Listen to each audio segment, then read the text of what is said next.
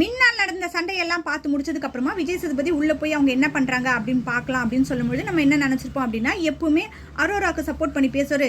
இப்போ வந்து கம்ருதீனும் வினோத்தும் அரோரா கிட்ட இப்படி பேசினதுனால கம்ருதீனுக்கும் வினோத்துக்கும் இப்போ நல்ல ரோஸ்ட் இருக்க போகுது அப்படின்னு நினைச்சா அவர் உள்ள போகும்போது ஒரு இன்ட்டு கொடுத்துட்டு போறார். என்ன அப்படின்னா, அவங்களுக்குள்ள பேசிக்கிறாங்க, அதை நம்ம அப்படியே விட்டுட்டு இப்போ நம்ம வேலையை பார்க்கலாம் அப்படின்னு சொல்லி உள்ள போயிட்டாரு. பின்ன வெளியே இருக்கவங்க பேசுறதெல்லாம் விஜய் சேதுபதிக்கு தெரியாமையா போயிருக்கோம். சரி, உள்ளே போய் என்ன பண்ணுறாரு அப்படின்னு பார்த்தா எல்லாருக்கும் வணக்கம் சொல்லிட்டு, ஓகே அடுத்த வாரம் வந்து டிக்கெட், அப்போது அந்த டிக்கெட் வந்து எனக்கு கிடைக்கலனா கூட பரவாயில்ல, இவங்களுக்கு கிடைக்கக்கூடாதுன்னு யாரை நினைக்கிறீங்க அப்படின்றத சொல்லுங்கன்னு சொன்னார்.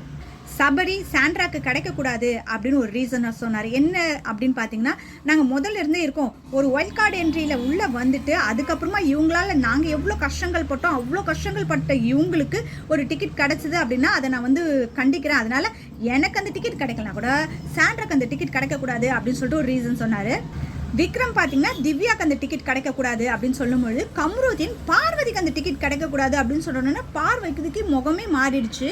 இது மாதிரி ஒவ்வொருத்தரும் ஒவ்வொரு பேர் சொல்லிட்டு இருக்கும்பொழுது திவ்யாவை எழுப்பி கேட்டா, ஆனால் திவ்யா கரெக்டான காரணம் சொல்லாமல் அவங்கக்கிட்ட யார் யாரெல்லாம் பிரச்சனை பண்ணாங்களோ அதோட ஒரு ரீசன் எடுத்து சொல்லவே விஜய் சேதுபதி, நான் சொன்ன கேள்வியை நீங்கள் சரியாக புரிஞ்சுக்கல நினைக்கிறேன், நீங்கள் கொஞ்சம் நேரம் யோசனை பண்ணிவிட்டு அதுக்கப்புறமா சொல்லுங்கள் அப்படின்னு சொன்னப்பல கொஞ்சம் நேரம் எல்லாரும் சொல்லி முடிச்சதுக்கப்புறம் திருப்பி திவ்யாவை எழுப்பி கேட்டால் ஒரு 1/4 மணி நேரத்துக்கு மேலே அவங்க பேசிகிட்டு இருக்காங்க. விஜய் சேதுபதிக்கு ஒன்றும் புரியலையேம்மா, சரி நீ சொன்னதை நான் போய் பார்த்துட்டு வரேன், ரெஸ்ட் எடுத்துகிட்டு வரேன் அப்படின்னு சொல்லிட்டு கிளம்பிட்டாப்பல.